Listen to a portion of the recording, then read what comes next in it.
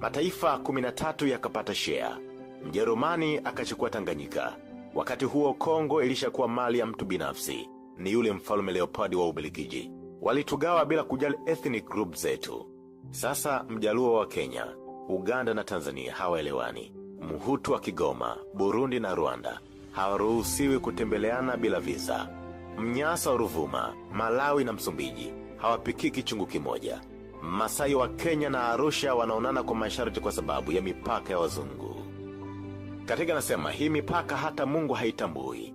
Ndio maana anatushangaa sana na shetani anatucheka mpaka mbavu zinamwishia.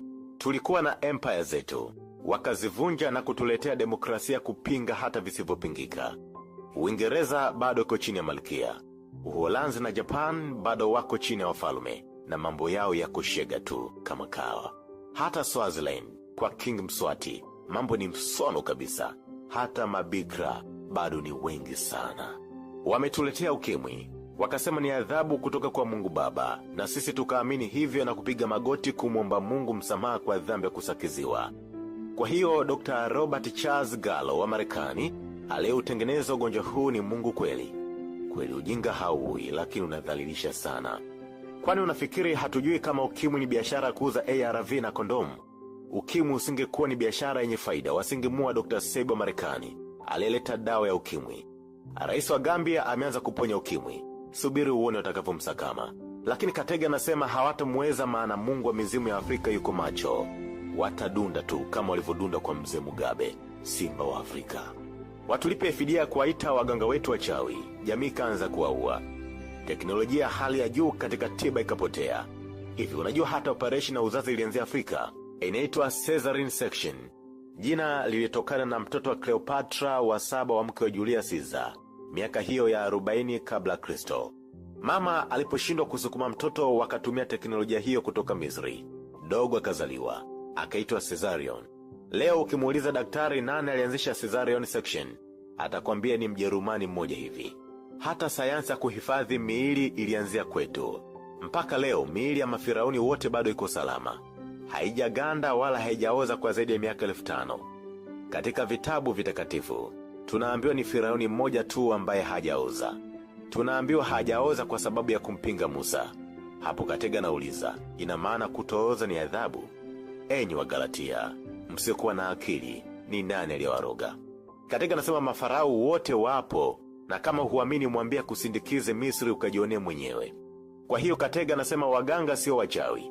Hawa ni watu wenye akili ya juu sana katika kujua nguvu ya mizizi katika tiba, nguvu ya majani ya miti katika uponyaji, nguvu ya manyoya ya bundi katika kinga, nguvu ya kakakuona katika bahati, nguvu ya meno ya tembo katika teknolojia, nguvu ya kupasua nazi njia panda katika kuondoa mikosi, na nguvu ya hirizi ya simba katika kinga magonjwa na balaa. Anasema simba kabla hajafa, kuna kijitu kama Glory ya baiskeli huwa anatema. Hicho kidude ndo humpa simba ujasiri. Waganga ndo hutumia hicho kidude kutengeneza hirizi itendayo maajabu. Sasa ukipiga hirizi unaitwa mchawi. Hirizi si uchawi. Hirizi ni nyenzo inayoleta wepesi katika kutenda. Hata miwani ni hirizi. Saa ni hirizi. Simu zote ni hirizi. Katega nasema mchawi ni mzungu anayempiga mionzi mtoto akiwa bado tumboni kwa mama yake, ili kujua jinsia yake, na wakati wazee wetu walijua jinsia bila kumuathiri mama na mtoto.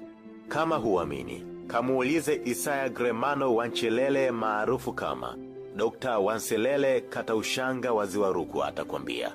Mchawi ni mzungu anayekumezesha vidonge vya uzazi wa mpango, na wakati wazee walikontrol uzazi kwa mitishamba, na watoto wao walipishana miaka miwili tu. Tulikuwa na uzazi wa mpango, wao wakatuletea mpango wa kuwa uzazi. Leo kansa kwa mama zetu ni janga. Wengi sasa wanaishi kwa mionzi. Afrika tumemuasi Mungu. Sasa tunaishi miaka michache bila heri duniani. Halafu tunafarijiana kwamba imeandikwa umri wa mtu umepunguzwa mpaka miaka 70. Katega anasema hakuna kitu kama hicho. Kwanza mtu awai kufa na umri mdogo na kwenda wapi? Si tumeambiwa siku za hukumu ni moja. Sasa wanaokufa sasa hivi si watachoka kusubiri huko? Katega bwana anasema Mungu anatushangaa na shetani anatucheka tunavyotumia pesa nyingi kuagiza dawa kutoka Ulaya kusiko na milonge na aloe vera pamoja na mayai ya nyoka. Mzungu hawezi kukuletea dawa upone, afunge viwanda vyake kwa sababu ya kufa kufaana. Tunadai fidia kwa kutuharibia elimu yetu ya maarifa na kutuletea elimu ya vyeti, elimu ya kuchoshana darasani. Unaingia shule bado mtoto, unarudi ni mtu mzima usiyeweza kumudu maisha. Maisha yanakumudu. Kwa elimu yetu ya maarifa tulivumbua moto na chuma. Kwa elimu yao tunavumbua stress za ajira. Tunazidiwa na yule mama wa Singida aliyetumia nyuki kuwashambulia wazungu katili. Wengi hatumjui huyu shujaa wa Afrika. Tunamjua Hitler. Hata Kinjeketile Ngwale aliyewatoa jasho wa Jerumani katika ile vita ya Majimaji hatumjui vizuri kwa sababu tulisoma historia yake kwa kudonoa. Kinjeketile alikuwa na akili ya kujua nguvu ya ulezi uliochanganywa na mafuta ya nyonyo. Ndio maana aliwatoa jasho wazungu pamoja na risasi zao za moto. Ndio maana Prince Katega anawashangaa wazazi wanaowalisha watoto wao serelaki, maziwa ya ng'ombe badala ya uji wa ulezi. Halafu wanalalamika kwamba watoto wa siku hizi akili zao kama ng'ombe. Hapa wakumlaumu ni mzungu kututoa kwenye asili yetu. Na sasa tumekuwa wajinga ngangari. Watulipe. Prince Katega anasema tunadai fidia kwa madhara ile vita ya Majimaji ya mwaka 1905 mpaka mwaka 1907. Waliteketezwa watu 300,000. Watulipe kwa kuondoka na kichwa cha King Songea Mbano, kichwa kilichowashangaza wazungu, kichwa kilichokata kamba kile walivyojaribu kumnyonga. Walijaribu mara 3 na kusalimu amri. Halafu cha kushangaza kamba hiyo tayari ilikwisha tumika kunyonga wangoni 66. King akawaambia, enyi wabwana wadogo, nipigeni risasi, kwa hiyo kamba mtasubiri sana. King akapigwa risasi akafa.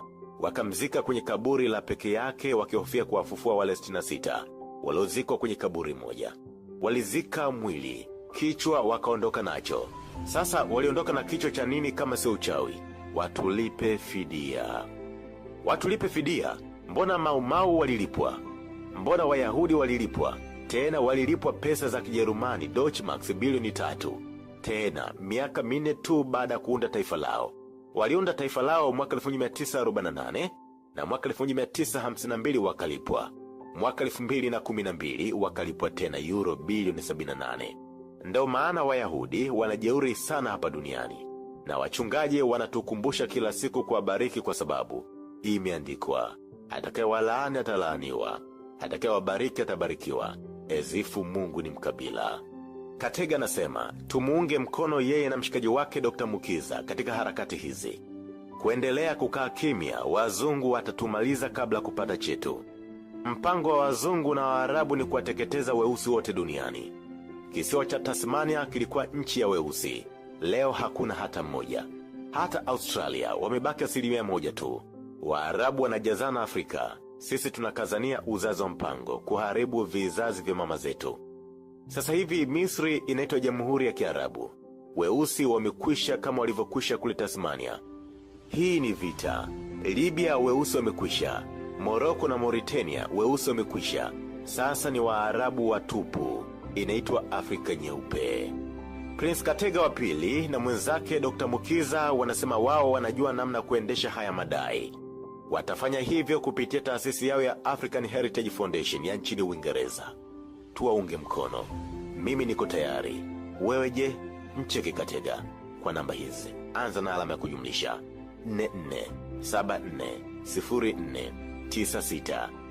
447404966955. Asanteni kwa kunisikiliza.